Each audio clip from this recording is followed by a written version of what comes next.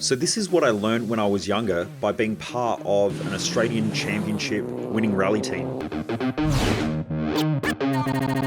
Driven Mofos, welcome back to another episode of The Underestimated Entrepreneur. For those of you who don't know who I am, I'm Michael Mojo, founder of Mojo Human Performance Institute, where we focus on business, mindset, and lifestyle hacking for driven mofos. The reason why I do these episodes is that most people will waste their life, and I just don't want you to be one of them. I want you to get out there, crush it, keep winning, keep achieving, and getting the best results for yourself and those around you. So let's talk about what I learned from being part of an Australian Championship winning rally team when I was younger. So for those of you who don't know what car rallies are, essentially back in the day they were all dirt roads. Sometimes they had tarmac as well, or bitumen roads, but essentially it was a race all through these different environments, through dirt roads and so on. Now I was part of that team with my family. My uncle, both my uncles were part of it. My dad was part of it as well. And the driver's name was David Hall. So he won the Australian Junior Rally Championship. Now we traveled all around the country. So sometimes I'd get pulled out of school and we would go on these road trips where we would take the rally car across the other side of the country and compete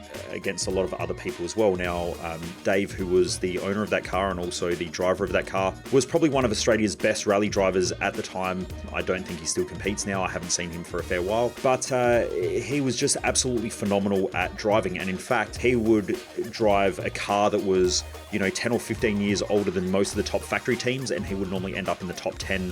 Even at a national level, he was absolutely brilliant, and he would beat a lot of the top drivers who would have multi-million-dollar factory teams and so on. So his driving was incredible. But these are some of the things that I learned from that, and I learned from racing as well, which relate to achieving and winning in life as well. And so one of the first things that I learned is that you need to know how you operate. Now, different people operate different ways in racing. Some people are very strategic, so they might not win races, but they will win championships because they're quite happy at coming in second, and they're quite happy coming in at third, and they consistently just place. So they focus on consistency, which then may help them win a championship. There are other people who will just go all out to win, and they are more happy to win today, and potentially at the expense of winning today might be that they crash because they push too hard, or they push as hard as they possibly can. They damage their car or whatever it is, and they might end up losing the race, but they might also end up winning the race. So they roll the dice. There are other people out there who just are on a bit of a recreational drive and just do the sport for fun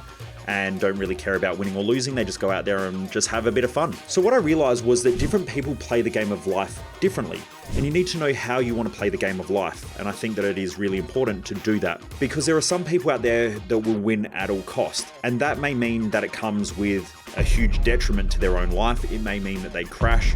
It may mean that they have a lot of failures, make a lot of mistakes, but they also might win a lot also. There are also other people out there who are a lot more strategic in the way that they win, and they might be looking to win long term, so they're quite happy to come in as second or third place in just generally in life. They might just be a slow achiever and just do what they do very methodically, which then leads them to winning really well in life. And they might not have to place everything at risk in order to win, because sometimes those who want to win all the time will take high risks because they get high reward, but they also might lose everything in the process. There are other people out there who tend to be a lot more methodical, a lot more strategic, and those people tend to win over time, but they might not get wins consistently within their own life. They just plod along and do their own thing, but are really focused on the long-term game and winning long-term. And then there are other people out there who just cruise along in life, and they're just there to have a bit of fun. They're not really there to win. They're not really there to win over the long term. They're not really there to win races. They're just there to plod along.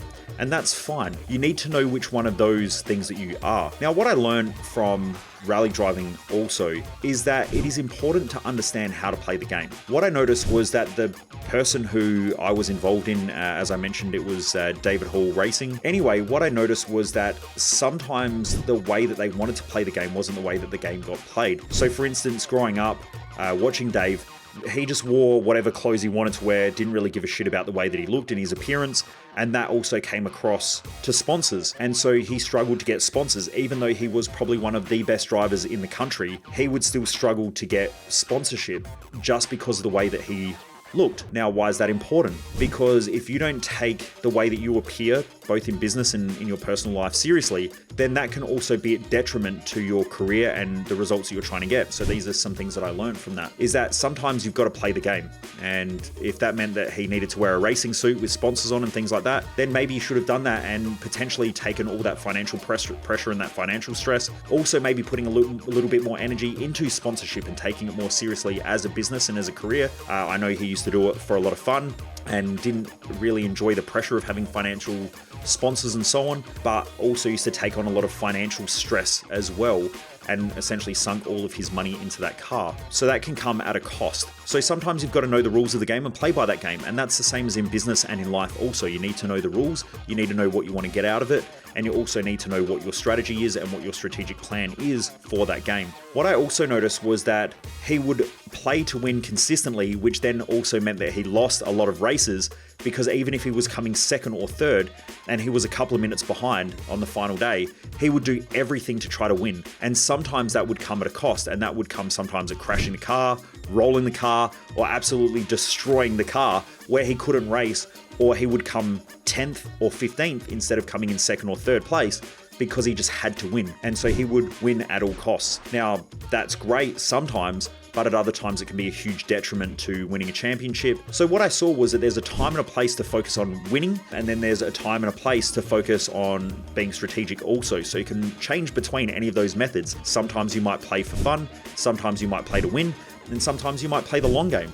You can choose how you want to play that game, but that relates to both business and life. Sometimes in business, those who win at all costs have a massive detriment to their own life, and they will not win at life. They might win a couple of things in business, but no one trusts them, no one likes them. And so these strategies relate to life just in general. And I hope that this episode is helping you to think about the way that you play and maybe how you play, which one you use, when you use it, how you use it. I just wanted to share because it was something really interesting that I picked up as a kid, and I just wanted to share. Some of you might be into car racing and understand what this is. Some of you may not, but you'll probably get the principle. So anyway, I hope this helps Driven Mofos. You've got to know what strategy you want to play in life and when and how to play it. That's the point that I'm getting across. I hope that it helps. Anyway, Driven Mofos, if you're loving this podcast, please remember to rate the podcast. All you need to do is go to whatever podcast app you're on and just give it a star review. The more star reviews we get, the more people we push it out to, the more I can share this message with others, and the more I can hopefully help people to win in life and not become a mediocre, mundane, average individual that doesn't really get anywhere in life and probably hates himself and hates their life. You know, if anyone knows me, you'll know that the one thing that I hate in life is mediocrity. And that's because I think that we're so much better than that. And I believe that if you're listening to this podcast, you know that you're so much better than maybe the way that you're living, or that you could be doing more. Hence why you're listening to this and wanting to achieve so much more. And we're definitely not mediocre.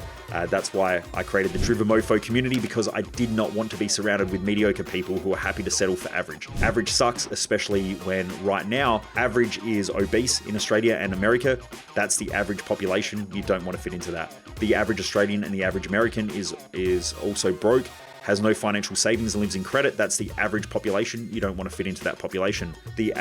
Most average people go to school, they try to get a good job, and then they stay trapped in that job for the rest of their life because they don't know what else to do. That's average, not a great place to be. So I hope that this podcast is both educational and also sometimes entertaining as well, so that you can break out of that mediocre trap and kick ass and live the life that you were born to live and set your own expectations in life. So please remember, if you haven't done so, please remember to share this with just one person this week. Let them know about the podcast, especially if it's helping you, and remember to rate the podcast as well. It should only take about 3 to 4 seconds to rate this podcast on whatever platform you're listening to it on. Anyway, Driven Mofos, I hope that this helps. Have a great day. Keep kicking ass and keep crushing it.